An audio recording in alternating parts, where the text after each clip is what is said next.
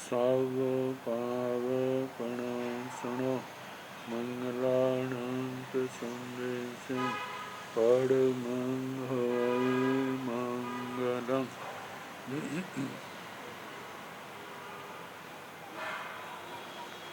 जिन शासन जिन वाणी सदा जयवंत हो, श्रवण संग सदा अविचल मंगल हो।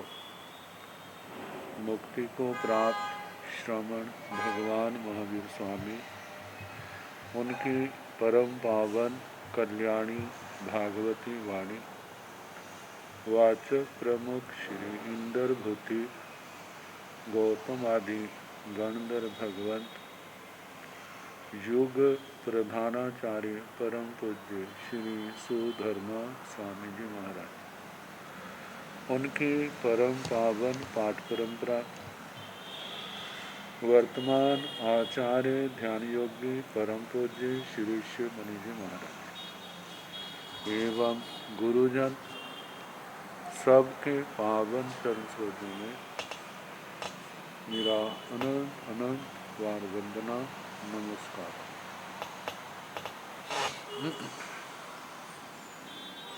आगम परिषद में विराजमान वरिष्ठ मुनिराज, अन्य मुनिवृंद, परमादरणीय भगवती स्वरूपा महासाधु श्री व्याख्या प्रज्ञप्ति सूत्र, श्री भगवती सूत्र जिसका दूसरा नाम है कि वाचना प्रारंभ है। कल 7वां शतक और उसका प्रथम उद्देशक प्रारंभ किया।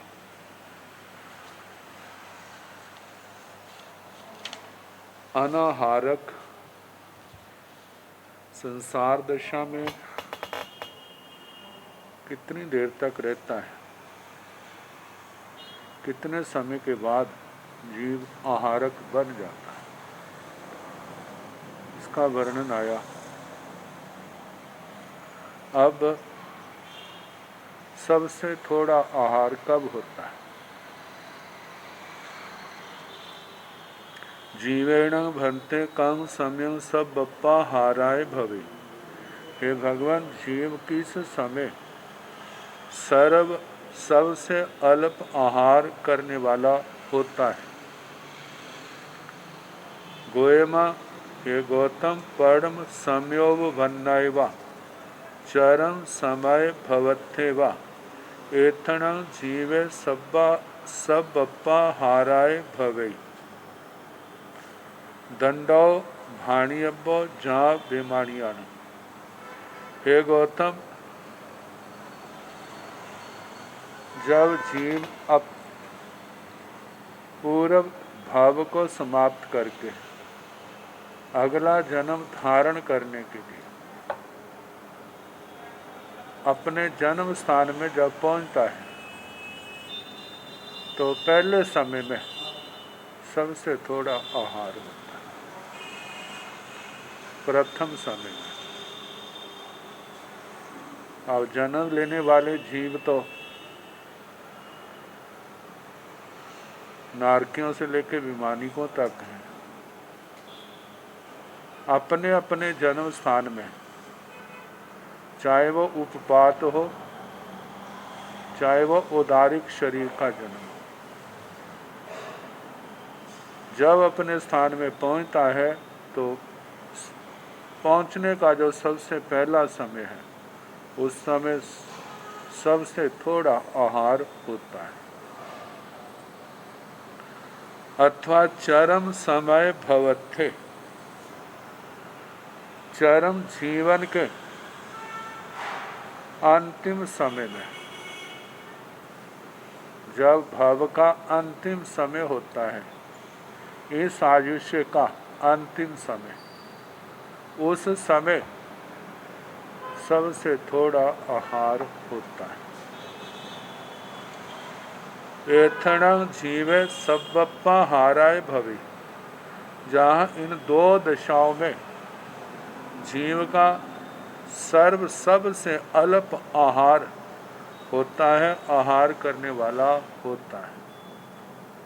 दंडो भाणियब्बो जा बीमारियों, जो जीव का कहा, ऐसे नारकी का दो ही समय आएंगे, एक तो वहाँ पहुँचने का और एक वहाँ से चलने का। भवनपति, पांच स्थावर, विकलेंद्रिय, पंचेंद्रिय, त्रियांश, मनुष्य, व्यंतर, ज्योतिषी और वैमानिक,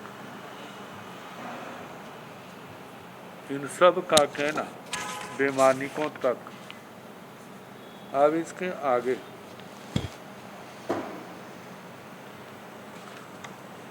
आहार के संबंध की चर्चा प्रज्ञापना सूत्र का जो 28वां पद है, वहाँ पर बड़े विस्तार के साथ बताया। लोक संस्थान पहले भी आ चुका है। जब भगवान पार्श्वनाथ जी के परंपरा शिष्यों ने भगवान की सर्वज्ञता जानने के लिए ये प्रश्न किया था, साधि शांत इस संसार में अनादि अनंत दिवस कैसे होते हैं, अनंत दिवस कैसे, वहाँ पर आया था। तो किं संठियेण भन्ते लोये पणते गोये मासु पैठग संठिये लोये पणते हेठा विचिन्ने जाव उपिंग उड्ढ मुइंगा गार संठिये तंसिं सास्यंसि लोगंसि हेठा विचिन्नंसि जाव उपिंग उड्ढ मुइंगा गार संठियंसि उपन्नान दंसन धरे अरहा जीने केवली जीवे भी जानाई पासाई अजीवे भी जानाई पासाई तो पच्छा सिद्धाई जाव अंतम करे किन संठ्येण भन्ते लोय पणते। हे भगवान, यह लोक किस संस्थान वाला कहा गया। संस्थान का मतलब संस्थानम आकृति, संस्थान का मतलब आकृति, आकार। जब हम पढ़ते हैं तो जो हमारे सामने एक नक्शा तैयार होता है, जैसे पुराने ज़माने में लैंप होते थे, लैंप का शीशा गोलाकार, ऐसे हम देखें वैसे जो आकार बनता है व्यक्ति में, जैसे मानो चोला पहना है, गोलाकार जो है घाघरा होता है और अपनी कम पैर फैला के खड़ा है, अपनी दोनों हाथ जो है अपनी कमर पर रखे हैं और ये गोलाकार घूम जाए, ये आकार लोक का बनता है। सबसे नीचे 7वीं नरक का जो तनुवात है, उससे भी नीचे हम चले जाएं, जो लोकांत का नीचे की ओर चरमांत है, अंतिम है, वहाँ पर 7 राज्यों से भी ज़्यादा व्यास बनता है। व्यास का मतलब जो गोलाकार चीज़ होती है उसका पूर्व पश्चिम का अंतर, दक्षिण उत्तर का अंतर, किसी कोने का ले ले, जो सामने का है वह अंतर व्यास कहलाता है। तो असंख्यात कोटा कोटि योजन 7 राज्यों से भी ज़्यादा है। फिर उसके बाद घटता जाता है, घटता जाता है। जब मध्य लोक आता है तो उस समय 1 राज्य प्रमाण व्यास रहता है। ये सारा गोलाकार है उस लैंप के शीशे के समान, और मध्य लोक के बाद फिर इसका व्यास बढ़ने लग जाता है। जब कोणिक के स्थान तक लोक का कोणिक मनुष्य का जो आकार बताया, जब कोणिक लोक पुरुष के कोणिक के स्थान पर आता है, वहाँ पर लोक का विस्तार 5 राज्यों प्रमाण है। फिर घटता जाता है शिखर भाग, जहाँ नीचे से ऊपर लोकांत आता है, वहाँ पर 1 राज्य प्रमाण लोक का व्यास है। और बिल्कुल गोलाकार जे लोक का आकार बनता है। पहले नीचे से विस्तार घटता है, कमर तक आते हैं, बाह तक घटता जाता है, फिर बढ़ने लगता है, कोहनी तक बढ़ता जाता है, फिर कोहनी के बाद फिर घटने लग जाता है, फिर उसके बाद शिखर पर एक राजू प्रमाण रह जाता है। तो ऊपर का राजू प्रमाण और नीचे मध्य लोक में राजू प्रमाण, जैसे पाइपें होती हैं ना गोलाकार, ऐसा आकार तरस नाल का बनता है नीचे तक। तो गोयमा सुपैठक संठिये लोय पणते, हे गौतम सुप्रतिष्ठक शराब अर्थात सकोरा उसके आकार का जे लोग कहा है, हेठा विछिन्न नीचे विस्तीर्ण विस्तार लिए हुए, जाब उपिंग उड्ढ मुइंगा गार संठी, नीचे तो कहा जैसे बज्जर का आकार होता है। बज्जर जो है बीच में पतला होता है और साइडों में मोटाई लिए होता है। ये तो आकार पंचवें देवलोक तक का बनता है। फिर उसके बाद जैसे नगारे को उल्टा करके रख देते हैं तो वो आकार बनता है। जहाँ ऐसा नगारा जिसका ऊपर का हिस्सा चौड़ा होता है, लेकिन जहाँ पर वर्णन के अनुसार देखा जाए तो ऊपर का हिस्सा जिसको बजाया जाता है वो छोटा बैठता है और नीचे विस्तार लिए हुए। जैसे नीचे पंचवें देवलोक के पास तो 5 राजू प्रमाण है, घटते घटते ऊपर एक राजू प्रमाण रह जाता है। जो हमारा जैन चिन्ह है जिसके ऊपर आशीर्वाद के रूप में जो हाथ का है, बीच में अहिंसा लिखा होता है, बीच में परस्परोपग्रह जीवानव लक्षण लिखा होता है, वो जैन चिन्ह। ये तो एक ड्राइंग की दृष्टि से आकार बना दिया है, लेकिन ये गोलाकार बनता है। और हमारे जहाँ पर सिद्ध शिला का रूप तो इसके ऐसे दिखाते हैं जैसे किनारों तक फैली हुई है। अब किनारों तक ऐसी सिद्ध शिला हो तो एक राजू प्रमाण उसका आकार व्यास बैठता है, जबकि हमारे आगमों के अनुसार देखा जाए तो सिद्ध शिला का व्यास तो केवल 45 लाख योजन है। कहाँ एक राजू प्रमाण, कहाँ 45 लाख। तो कहा कि ऐसे जाव उपिंग ऊपर उड्ढ मुइंगा गार संठिय ऊर्ध्व मृदंग के आकार के समान, तंसी चरणं सास्यंसी लोगंसी उस शाश्वत लोक में, हेठा विछिन्नंसी नीचे विस्तार वाला है, जब उपिंग उड्ढ मुइंगा गार संठंसी ऊपर ऊर्ध्व मृदंगाकार के संस्थान में स्थित है। इस लोक में ऊपर नान दंसन धरे अरहा जीने केवली जीवे। केवली, जब जीव को केवल ज्ञान हो जाता है वो तो मनुष्य लोक में ही होता है। जब केवल ज्ञान होता है तो उनके कहा जाता ऊपर नान दंसन धरे, जिनके ज्ञान दर्शन पैदा हो गया और उस उत्पन्न हुए ज्ञान दर्शन को धारण करने वाले। मतलब ये ज्ञान दर्शन क्या है? अपने आप में पूर्ण है, अनावृत है, जिसके ऊपर कोई आवरण नहीं है। वह अरहा, अरहा का एक अर्थ है अरह पूजायाम अरहति, अरहति से अरहन शब्द बनता है। अरहन की प्राकृत रूप जो वो अरहा बनता है, अरिहंत। तीनों लोकों में पूजनीय है वो। दूसरा अरहा का अर्थ है रह, कहते हैं एकांत को। अरह, जिनके लिए अब कोई एकांत स्थान ऐसा नहीं है जो उनकी दृष्टि का विषय न बनता हो। तो ऐसे अरहा, इस शब्द के कितने स्थानों पर अरुहा ये भी रूप दिखाया जाता है। तो है तो अरहा पूजनीय के अर्थ में ही, लेकिन शब्द को देखते हैं रूह का मतलब पैदा होने वाला। तो अ लगा दिया है, जिसके अंदर अब नया जन्म नहीं होगा, जन्म मरण सदा सदा के लिए क्या होगा, जिनका समाप्त हो जाएगा।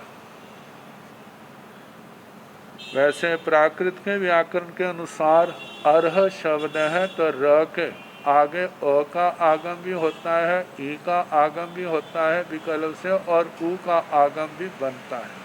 तो ऐसे अरहा, अरिहा, अरुहा ये 3 रूप बनते हैं जहाँ पर अरहा है, इसका मतलब तीनों लोकों में पूजनीय है। जीणे, जीने का मतलब राग द्वेष को जीतने वाले, घाती कर्मों को क्षय करने वाले। 11वें 12वें गुण स्थान में तो देखा जाए तो वहाँ तो मौनी कर्म क्षय किया, 13वें 14वें में शेष घाती कर्म भी क्षय हो गए, और उसके बाद उन्होंने सिद्ध अवश्य में होना है। केवली, जो केवली कहते हैं केवल, केवल पूर्ण के लिए आता है, केवल अकेले के लिए भी आता है। छद्मस्त अवस्था में सम्यक दृष्टि में 2 ज्ञान है, 3 ज्ञान है, 4 ज्ञान है, लेकिन जब ज्ञानावली कर्म पूर्ण रूप से क्षय हो जाता है तब केवल एक ज्ञान रहता है, सारे भेद मिट जाते हैं। अब तो केवल नदियों का भेद मिट गया, केवल सागर ही सागर रह गया। इसी प्रकार अब ज्ञान ही ज्ञान है, कोई क्षायोक्षमिक ज्ञान उनके पास नहीं। वो तो किरणें थी उस सूरज की, जो आवरण के कारण से एहसास होता तो सब आवरण हट गए, पूर्ण प्रकाश ज्ञान का। आगे जीवे, ऐसे केवली भगवान जीवे भी जाने ही पासई, इस लोक में जीवों को भी जानते देखते हैं। आजीवे भी जाना ही पासई, आजीवों को भी जानते देखते हैं। तो अच्छा सिझई जाव अंतंक्र, उसके बाद जब अघाती कर्म क्षय हो जाते हैं उसके बाद सिझाई जाव अंतंक्रय, सिझाई बुझाई मुझाई परिनिब्बाई सब दुखान मंतंक्रय, सिद्ध होते हैं, बुद्ध होते हैं, मुक्त होते हैं, निर्वाण को प्राप्त करते हैं, सभी दुखों का अंत कर जाते हैं।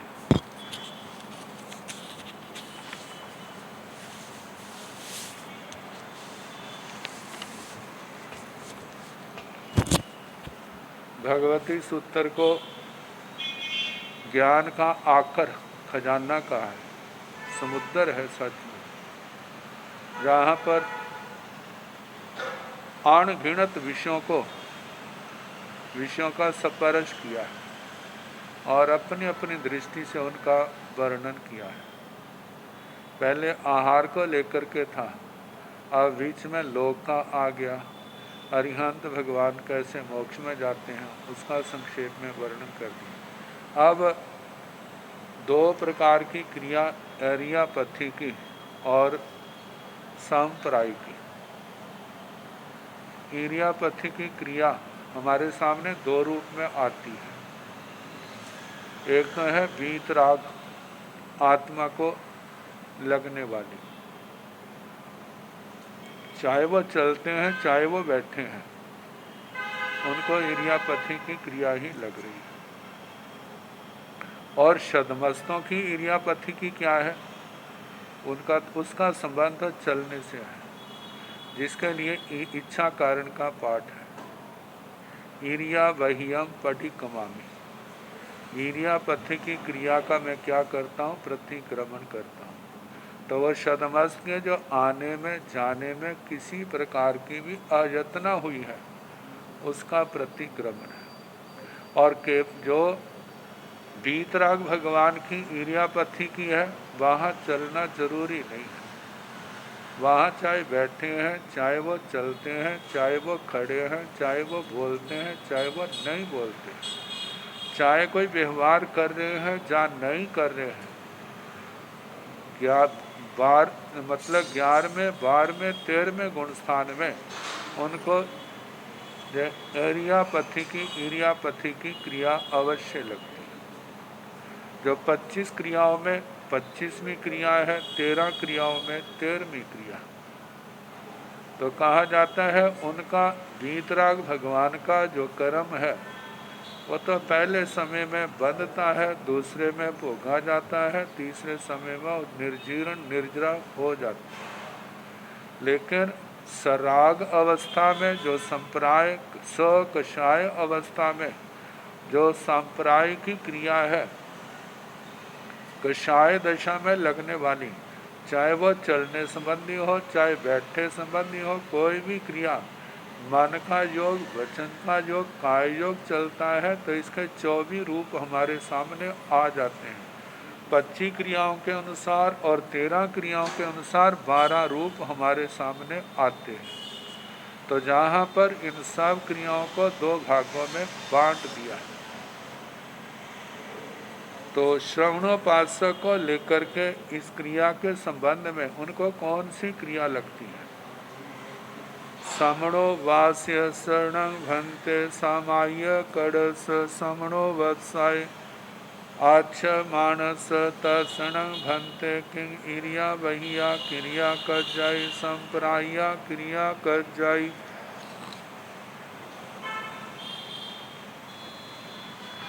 गोयमा नो इरिया बहिया क्रिया कज्जाई संप्राया क्रिया कज्जाई से किणठेण जाव संपराया गोयमा समणो वास्य शरणं सामाय कड़स समणो वत्साय आच्छ मानस आया अहि गर्णी भवै आया अहि गर्णवत्यं यनं तत्सणं नो इरिया बहिया क्रिया कज्जाई संप्राया क्रिया कज्जाई से तीणठेण जाव संपराया।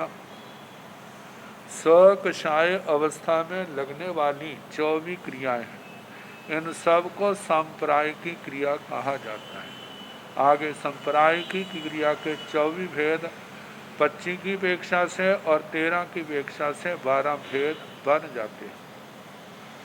तो श्रवणोपासक को लेकर के वर्ण समणो वास्य शरणं भन्ते सामाय कड़स। ये भगवान कोई श्रवणोपासक है और उसने समायिक की हुई है। सामायिक कड़स सामायिक कृत जो समायिक किए हुए हैं। समणो वत्साय अच्छा मानस श्रवणों के उपाश्रय में जो अच्छा मानस बैठा हुआ है, तस उस श्रवणोपासक भन्ते है भगवान किंग इरिया बहिया बहिया क्रिया कज्जाई संप्राया क्रिया कज्जाई। क्या उसको ईरिया पथि की क्रिया लगती है, जहाँ संप्राय की क्रिया लगती है। गोयमा नो ईरिया बहिया क्रिया कज्जाई संप्राया क्रिया कज्जाई। हे गौतम, उस श्रवणोपासक को ईरिया पथि की क्रिया नहीं लगती, उसको संप्राय की क्रिया लगती है। ईरिया पथि की क्रिया तो 11वें 12वें 13वें गुण स्थान में लगती है और वो श्रावक है, शास्त्र कह रहे हैं तो वो तो उनका स्थान गुण स्थान तो 5वां है। 10वें गुण स्थान तक लगने वाली क्रियाएं जो है वो सारी की सारी क्या है, सांप्रायिक की क्रिया है। तो इसलिए कहा है कि उस श्रावक को सांप्रायिक की क्रिया लगती है।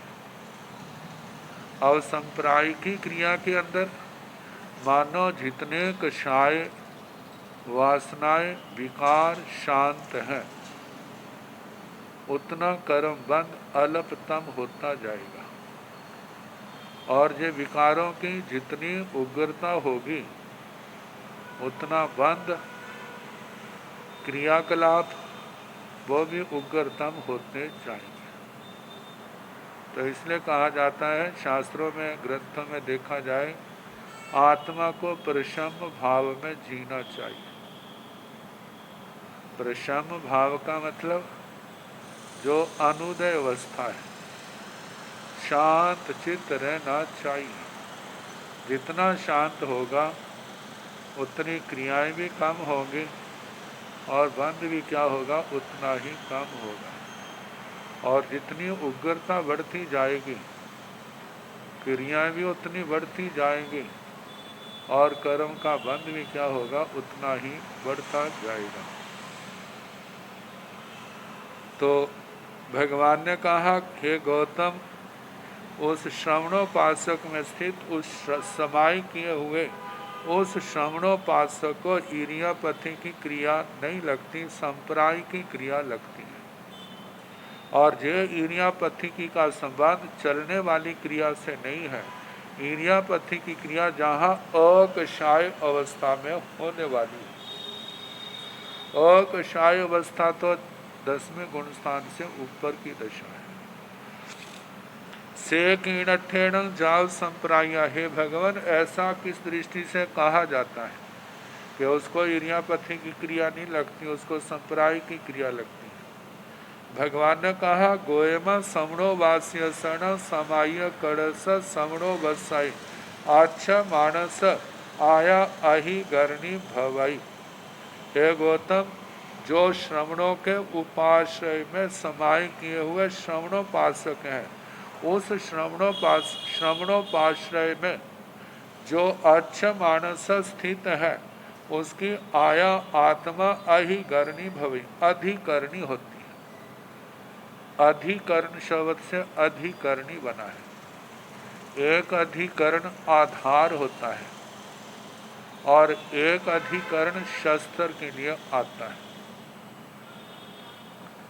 अब जैसे श्री आचार्य सूत्र के प्रथम स्कंद का प्रथम अध्ययन जो है, उसका नाम शस्त्र परिज्ञा है। शस्त्र के स्वरूप को जानना, शस्त्र कर्म बंध का कारण है। और जिसने शस्त्र को कर्म बंध का कारण समझ करके उसका परित्याग कर दिया, और वो परित्याग करने वाली बात क्या है, वो शस्त्र परिज्ञा है। इस परिज्ञा से ही परिज्ञात कर्म मुनि बना है। जो छह काया के जीवों के आरंभ समारंभ को कर्मों के बंध का कारण समझ करके उनका परित्याग करता है, वह मुनि, चाहे वो साधु के रूप में है, चाहे वो साध्वी के रूप में है, वह क्या है, परिज्ञात कर्म है। तो आत्मा के लिए परिज्ञात कर्म बनने का ही तो उपदेश है। सामायिक है तो वो भी इसलिए है कि उसने कर्म के बंध के स्वरूप को समझ लिया है और उसको आचरण के रूप में ला रहा है। इस कर्म के बंध से अपने आप को यथासंभव ज़्यादा से ज़्यादा बचाया जाए। साधु साध्वी की वो सामायिक आजीवन की श्रावक श्राविकाओं की वो जो साधना है केवल 2 घड़ी की है। बाकी अवकाश के अनुसार, समय के अनुसार, जैसी जिसकी व्यवस्था बनती है उसके अनुसार वह अभ्यास करता है। तो कहने का मतलब उस श्रावक की आत्मा क्या है, अधिकरणी है। अधिकरणी शब्द जो है अधिकरण से बना है। जैसे ना धन से धनी बना, शरीर से शरीरी बना, शरीरम अस्य अस्ति शरीरी, धनम अस्य अस्ति इति धनी। ऐसे ही अधिकरणम अस्य अस्ति अधिकरणी, इसके पास अधिकरण है, इसके पास शस्त्र है कर्म बंध का। कहते हैं शस्त्र केवल तीर तलवार गोले आदि बम आदि ही केवल नहीं होते। आत्मा के अंदर पहले तो शरीर भी क्या है, शस्त्र है। जब एक जाति का शरीर दूसरे जाति के जीवों में चला जाता है तो उनके लिए क्या बन जाता है, वो शस्त्र का रूप बन जाता है। जैसे नमक भी क्या है, आखिर पृथ्वी काय का ही तो विकार है। अब इसके अंदर यदि दूसरी मिट्टी डाल दी जाए तो एक दूसरे के लिए शस्त्र बन जाती है। ऐसे हमारा शरीर भी तो क्या है, शस्त्र का रूप बन जाता है। मानो हमारे शरीर के ऊपर अपकाय का, पृथ्वी काय का, अपकाय का, तेजस काय का, वायु काय का, सूक्ष्म वनस्पति, दूसरी निगोद आदि जो हमारे शरीर के ऊपर इनका घात और इनके साथ स्पर्श करते हैं तो हमारा शरीर उनके लिए शस्त्र का रूप बन जाता है।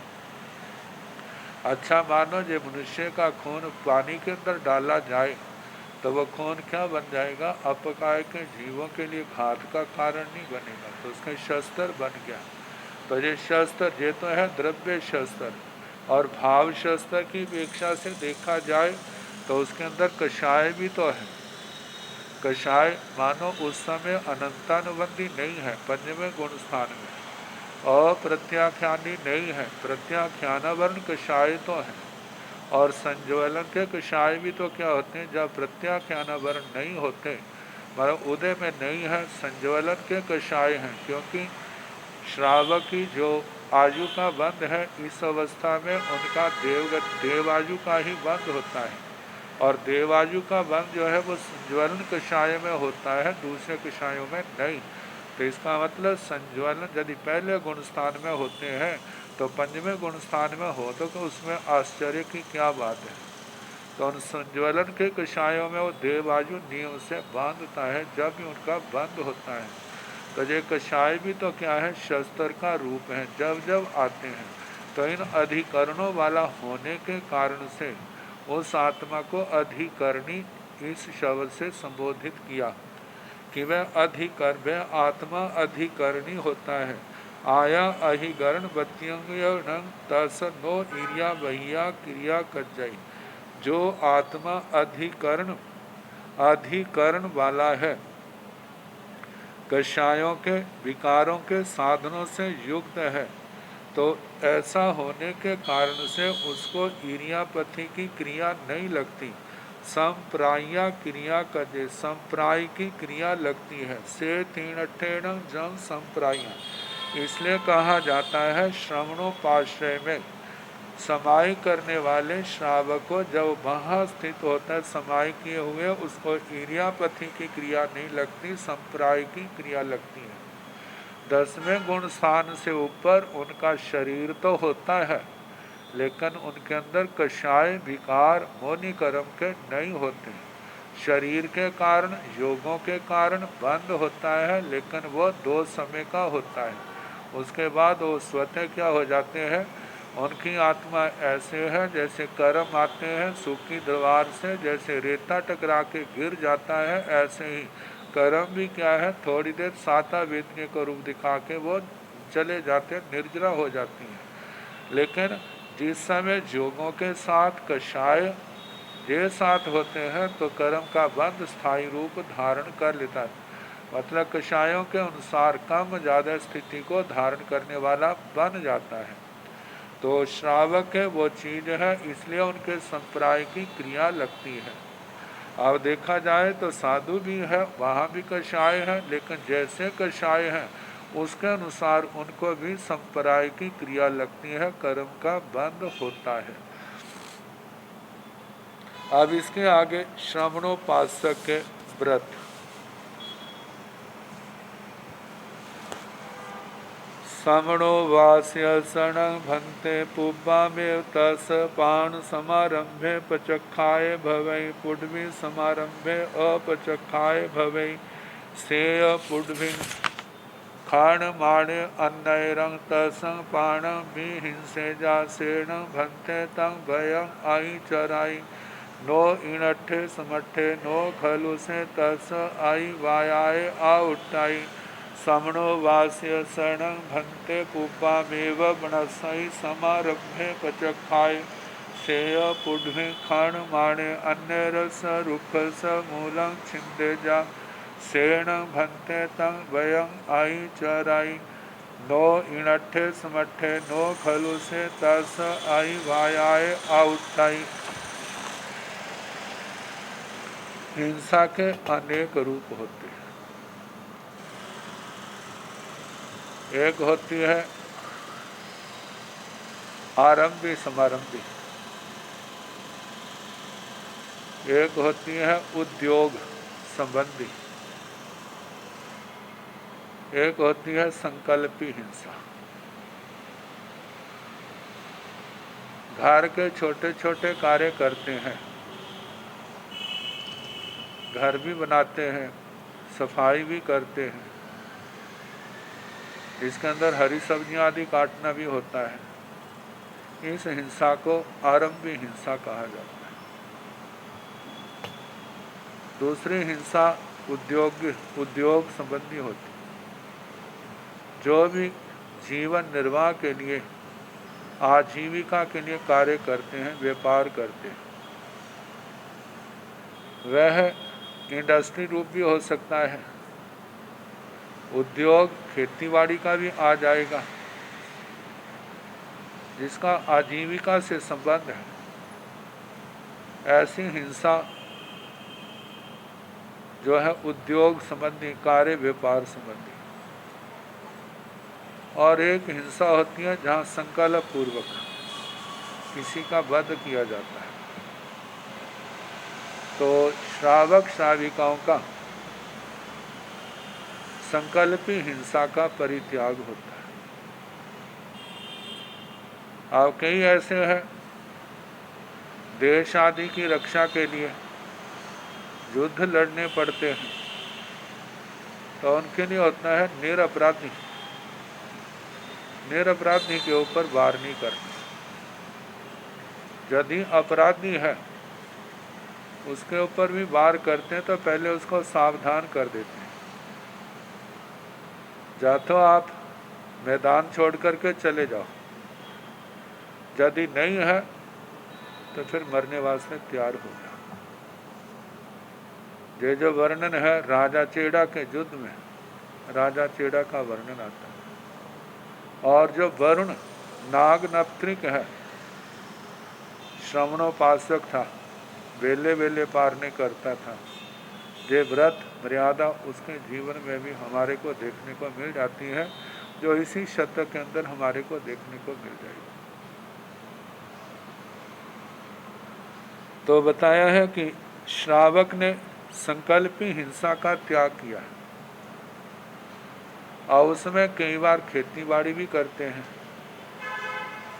कई बार घर आदि भी बनाते हैं, उसमें जमीन आदि की खुदाई भी होती है। तो बताया जा रहा है समणो वास्यसण भंते पुब्बा मेवतस्पाण समारंभे पचक्षाय भवे। ये पिछले सूत्र में एक शब्द आया था, उसके समय श्रवणोपाश्रय। जैसे ना हमारी परंपरा में जहाँ साधु सतियाँ रुकते हैं उसको स्थानक कहते हैं।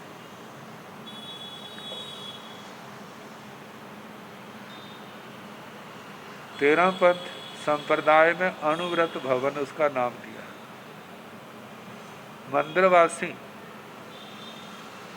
संप्रदाय में उस स्थान को उपाश्रय का नाम दिया। दिगंबर परंपरा में जहाँ मुनि रहते हैं, जहाँ माताएं उनके साध्वी को माता कहते हैं, उनके लिए जो हमने सुना है वो त्यागी भवन कहा जाता है। अब हम इतिहास की ओर चले जाए, ये तो वर्तमान में जो शब्द प्रचलित हैं, उस समय श्रवणोपाश्रय ऐसा कहा जाता है। जो शब्द हमारे सामने आया है कि समाई करने वाला श्रावक श्रवणोपाश्रय में स्थित है, जहाँ पर वो स्थान जहाँ निर्दोषता देखी जाती थी। समाज के बरादरी के लोगों ने जब कोई नया मकान बना लेता है, नया पुराना मकान कौन हो जाता है, नए मकान में परिवार के लोग चले जाते हैं, वो खाली हो जाता है। आजकल तो किराए पर दे देते हैं।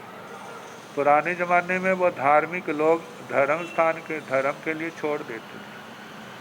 जिसके घर में ऐसी व्यवस्था नहीं है, वहाँ पर समाज की निष्ठा में कर दिया, या अपनी भी निष्ठा में है, हम इसकी देखभाल करेंगे, लेकिन धर्म त्याग करने के लिए सबको आज़ादी है, स्वतंत्रता है। जहाँ पर वहाँ पर श्रावक श्राविकाएँ अपनी व्यवस्था के अनुसार धर्म त्याग करते थे, और जब साधु साध्वियाँ आते थे तो उनको भी रुकने का वो स्थान निर्दोष मिल जाता था।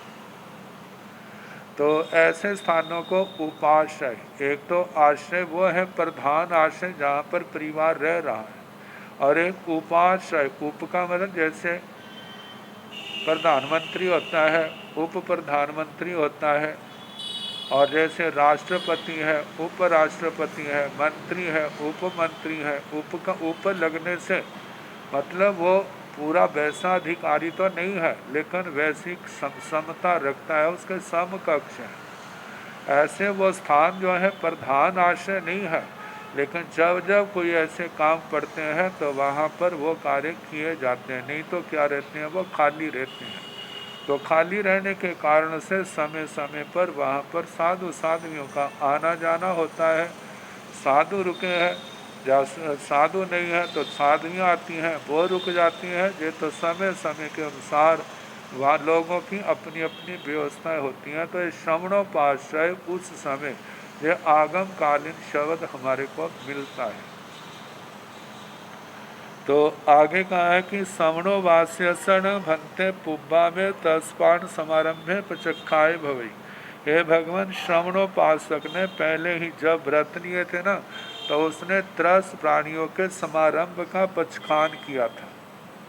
तो श्रवणोपासक के 13 प्राणियों के वध का समारंभ का पचखान किया होता है। पचखाए भवती प्रत्याख्यात, मतलब पचखा प्रत्याख्यान त्याग किया हुआ होता है। पूर्वी समारंभे अपचखाए भवे, लेकिन उसने पृथ्वी काय का आरंभ समारंभ उसका प्रत्याख्यान नहीं किया। मानो मकान आदि बनाना है, जहाँ उसने घर के बाहर खुली जगह होती है, वहाँ पर सब्जियां आदि लगानी है, तो लगानी है तो मिट्टी तो खोदनी पड़ेगी, तो उसका प्रत्याख्यान नहीं है। मानो कोई श्रावक खेतीबाड़ी का कार्य करता है, तो उसको तो जब फसल लगानी है तो वहाँ पर हल आदि चलाना पड़ता है, मिट्टी को खोदना पड़ता है, नरम बनाना पड़ता है, इसका प्रत्याख्यान नहीं किया हुआ। पृथ्वी काय का 13 काय के जीवों का, 2 इंद्रिय, 3 इंद्रिय, 4 इंद्रिय, 5 इंद्रिय जीवों की हिंसा का उसने त्याग किया, रंभ समारंभ का।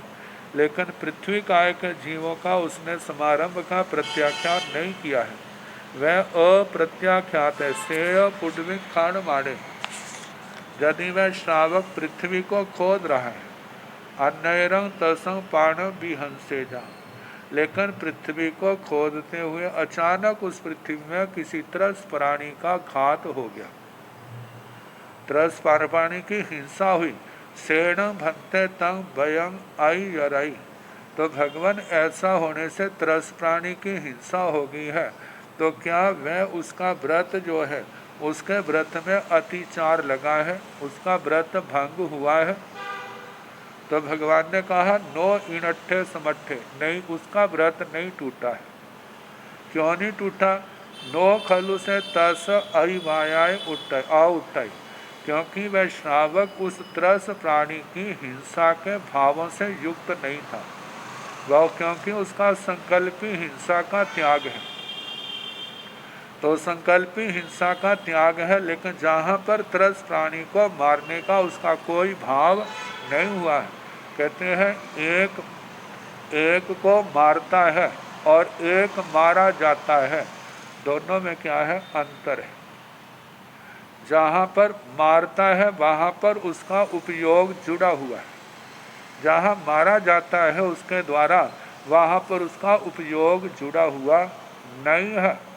ये ठीक है, व्याकरण के नियमों से कह देते हैं, से के द्वारा जब लगाते हैं तो उसके द्वारा मारा गया, लेकिन मारना और मारा जाना, इन दोनों में बड़ा अंतर है। तो कहा जाता है कि वह जो है उसके मारने के भाव नहीं थे, लेकिन गहली से मतलब के अनुपयोग दशा से वो क्या हो गया? उनसे मारा गया। तो उसका व्रत है संकल्प पूर्वक वध करने का, उसने त्याग किया हुआ है, लेकिन ऐसे हो जाता है तो उससे उसका व्रत नहीं टूटता है। हाँ, जागरूक है, त्रस जीव की हिंसा हुई है तो उसकी शुद्धि के लिए वो प्रायश्चित आदि लेकर के उस पाप से मुक्त हो जाएगा। तो कहे नो खलु से तस अहिवायाय उठई, वह उस त्रस प्राणी के वध के लिए अतिपात के लिए प्रवृत्त नहीं होता है, संकल्प से युक्त नहीं होता है, इसलिए उसका व्रत जो है टूटता नहीं है। समणो वास्यसण भंते पुब्बा में बनसाई समारंभे पचखाए, सेय पुड्भिं खण माणे अन्नैरस रुखस मूलं छिंदे जा सेणं भंते तंग भयं आई चराई। हे भगवान, श्रवणोपासक ने पहले वनस्पति काय का समारंभ किया। मानो 14 नियम भी लेते हैं ना देशावकाशिक, उसमें अलग अलग प्रकार के त्याग कर देते हैं। और मानो उसने वनस्पति काय का समारंभ का त्याग किया है, लेकिन पृथ्वी काय का नहीं किया। तो पुब्बा में बनस तो कहा बनसिक समारंभ पचक काय वनस्पति काय का समारंभ का प्रत्याख्यान किया है। सेय पुड्मिंग खन माणे, लेकिन उसको आवश्यकता पड़ी पृथ्वी का खनन करना है, पृथ्वी को खोदना है। अब खोदने के लिए उसको शस्त्र भी लेना पड़ेगा जो मिट्टी को खोदने के हैं, और उसको वो खोदने लगता है। तो खन माणे, पृथ्वी का खनन करते हुए, खोदना क्रिया करते हुए, अन्नरस रुखस मूलं छिंदेजा, उस मिट्टी के अंदर किसी वृक्ष की, किसी वनस्पति की जड़ जा रही थी। क्योंकि ऊपर से तो देख लेते हैं, लेकिन जमीन की जड़ें तो दिखाई नहीं देती। और खोदते हुए मानो कोई जड़ कट गई। जड़ कटने के कारण से उस वनस्पति का घात हुआ। तो बताया अन्नरस रुखस मूलं छिंदेजा, उस पृथ्वी का खनन करते हुए किसी वृक्ष का मूल का छेदन हुआ, जड़ कट गई। सेणं भंते तंग भयं आई चराई। हे भगवत, क्या उसका जो व्रत था वनस्पति काय के आरंभ का त्याग, क्या वह टूट गया? उसका अतिचार मतलब उसको दोष लगा है क्या? 9 इनट्ठे समट्ठे उसके व्रत में दोष नहीं लगा, क्योंकि उसमें संकल्पी हिंसा का त्याग है। 9 खलु तस से तस आई मायाय आउटाई, वह जो है उसके अतिपात के लिए, उसके विनाश के लिए, हिंसा के लिए वह प्रवृत्ति नहीं करता है। अब इसके आगे है श्रमणों को आहार, निर्दोष आहार पानी देने का क्या लाभ होता है। समणो वा सैणं भंते ताहारूपं समणं वा महनं वा फासुए सनिजेण असन पाण खाइम साइमेणं पाणी लाभे माणे किंग लभाई गोयमा समणो वा सैणं ताहारूपं समणं वा जाव पाणी लाभे माणे ताहारूपस समण स वा महन स वा समाहि उपाय समाहि कारायण तामेव समाहि परिलभ्य समणो वासायण भंते ताहारूपं समणं वा जाव परिलाभे माणे किं चाय चायाई गोयमा जीव्यं चायाई तुच्छयं चायाई दुःखरं करे दुलहं लहई बोहिं बुझाई तव पच्छा सिंझाई जावंतं करे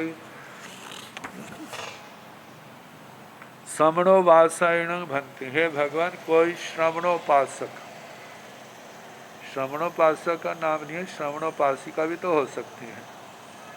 आजकल देखा जाए तो श्रवणोपासकों के स्थान पर ज़्यादा तो श्रवणोपासिकाओं का ही क्या होता है, गोचरी बहराना होता है। भाई तो कभी कभार घर में होते, नहीं तो बहनें ही सेवा का लाभ लेती हैं। तो कोई श्रवणोपासक ताहा रूपं समणं व महनं व, तथा रूप श्रवण माहन मतलब जिसको शास्त्रीय विधि में जो श्रवण है, जो माहन है, 6 काया के जीवों की रक्षा करने वाला है, जो साधु साध्वी है, उनको फास हुए स्निजेण, घर के अंदर प्रासुक मतलब अचित आहार पड़ा है। ऐष्णीय है, ऐष्णीय का मतलब जो भिक्षा के दोषों से जो मुक्त है, साधु के द्वारा ग्राह्य है, ग्रहण करने योग्य है, ऐसा असणंगवा पाण खाइम साइमेण, असन पान खाइम साइमेण, प्रासुक ऐष्णीय अशन पान खादिम स्वादिम।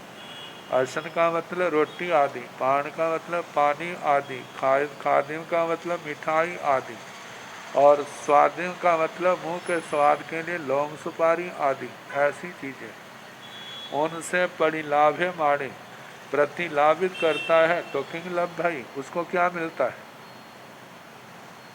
गोयमा समणो वासैण ताहा रूपं समणं वा जा परिलाभे माणे तहा रूपस समणस व मानस व समाहि उपाय समाहि कारायण तामे समाहि परिलभ्य।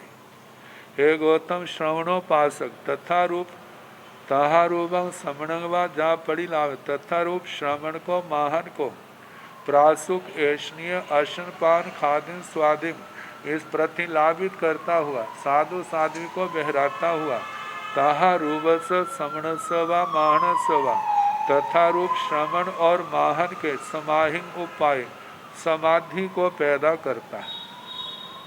समाधि को कैसे पैदा करता है? क्योंकि भूख समाधि को तोड़ने वाली है।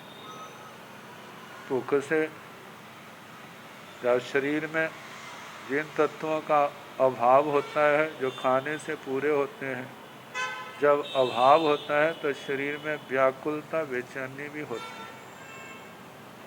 जब जो उग्रता का रूप धारण कर लेते हैं तो असमाधि का कारण बन जाते हैं। तो जब साधु को गोचरी में आहार आदि मिल गया है तो उसके बाद क्या होती है, वह असमाधि और शांति शांत हो जाती है। जब भोजन करता है तब वो भी क्या होती है, उस समय समाधि की प्राप्ति होती है, शांति हो जाती है। इसका एहसास करना हो ना भूखे पेट में तब होता है, भरे पेट में तो एहसास नहीं होगा।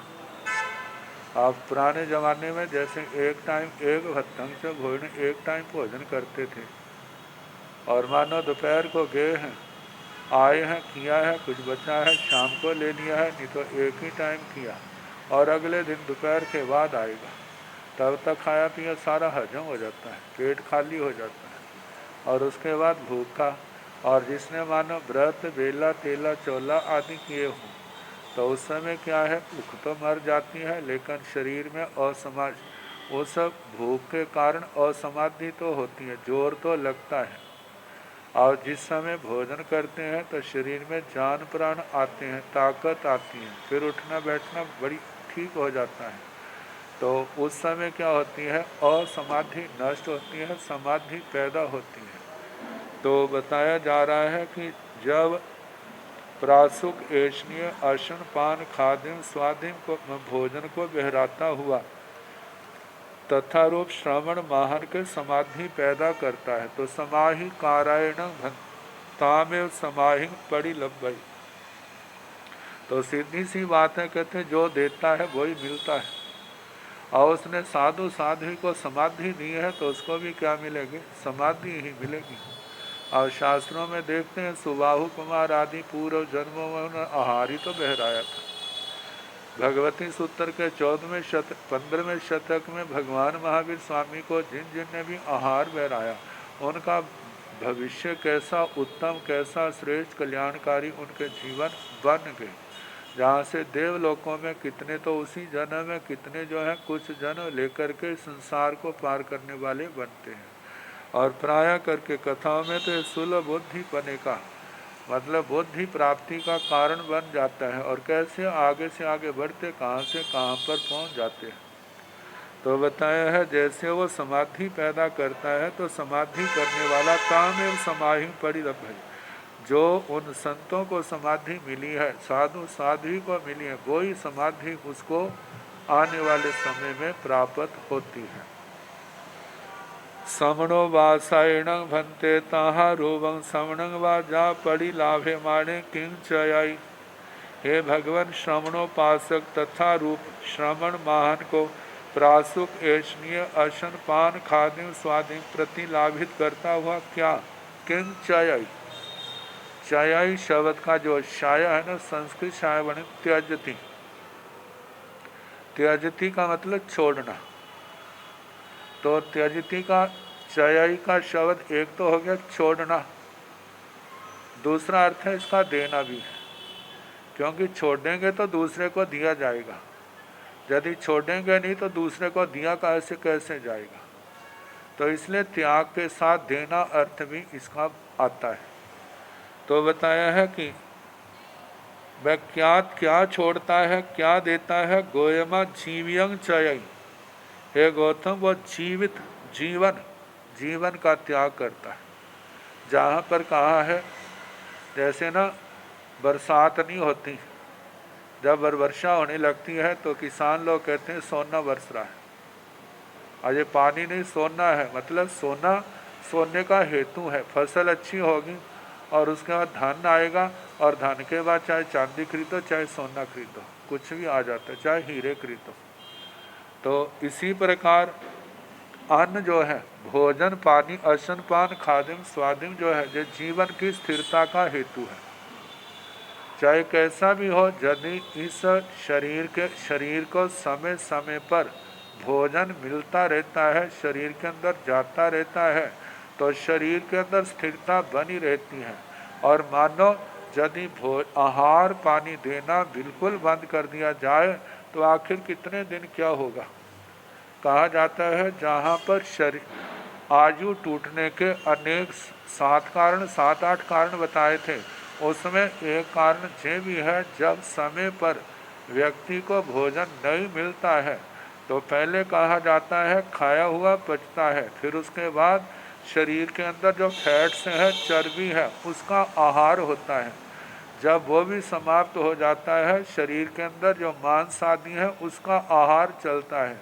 जब वो भी समाप्त हो जाते हैं तो हड्डियों के अंदर जो सार भाग है उसका आहार चलता है।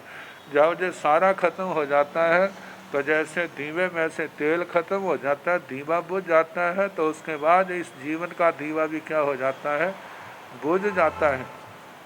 बाकी ये बात अलग है, जो निरुपक्रमी आयु वाले हैं उनके जीवन में ऐसी घटना नहीं होगी। उनके क्या है, उनके कोई ना कोई कारण बन जाएगा, और जब जीवन का अंतिम समय आएगा तो उस समय करते हैं, जब नहीं करते हैं तो उनके जीवन का अंत तो आता ही है।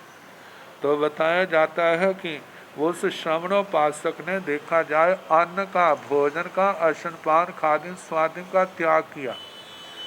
दुचयंग चय कहा जाता है, इस जीवन का त्याग करना जो है दुस्त्याज्य है। कहा जाता है जिस समय तो चीज़ प्रचुर मात्रा में होती है तब देने वाले का जोर नहीं लगता है।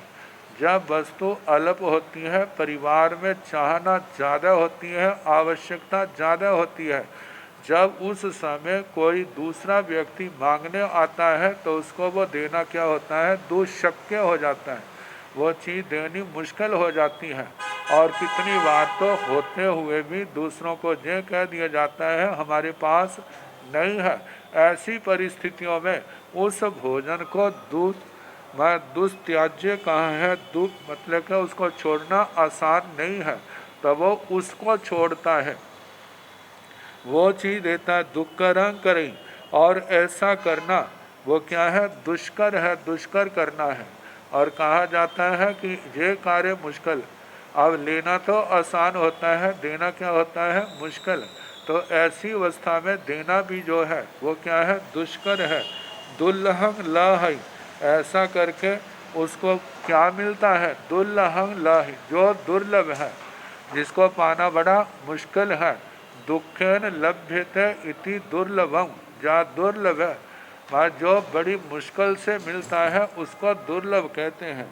तो दुर्लभ क्या है, तो पढ़ते हैं ना, चतारी पर मंगाणी दुर्लहाणी हो जंतुणो माणु सत्तम सुई सद्दा संजम अम्मीय वीर्य। इस संसार में परिभ्रमण करने वाली आत्मा के लिए 4 परम दुर्लभ बातें हैं, वो परम अंग है।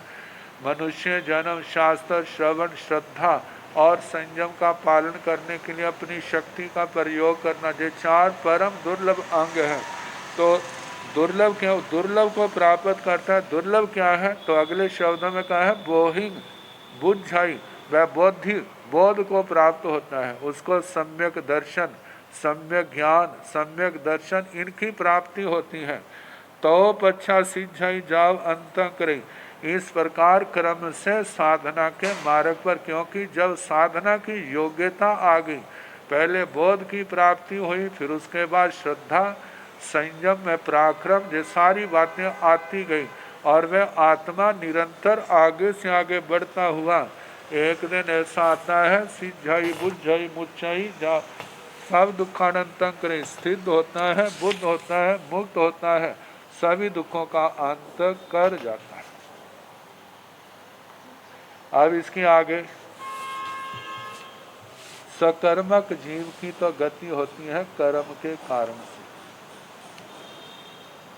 जहाँ जहाँ जीव ने कर्म भोगने होते हैं, कैसे उसके प्रोग्राम बन जाते हैं, कहाँ कहाँ उसकी बलवती स्पर्शना होती है, वहाँ पर पहुँच जाते हैं। सोचा नहीं होता, विचारा नहीं होता, कहाँ कहाँ पहुँच जाते हैं। लेकिन कहते हैं ये तो संसारी जीवों की होती है, जब कर्म खत्म हो जाते हैं तो ऊपर कैसे जाता है, ऊपर ले जाने वाला कौन है। तो इन सब बातों का जहाँ पर चिंतन, जहाँ पर भगवान ने फरमाया है, यही बातें जो जहाँ कही हैं तत्वार सूत्र के अंदर आचार्य श्री उमा स्वाति जी ने 10वें अध्याय के अंदर इनका वर्णन किया हुआ है। तो इनका कल जैसे समय होगा उसके अनुसार कराने का प्रयास किया जाएगा।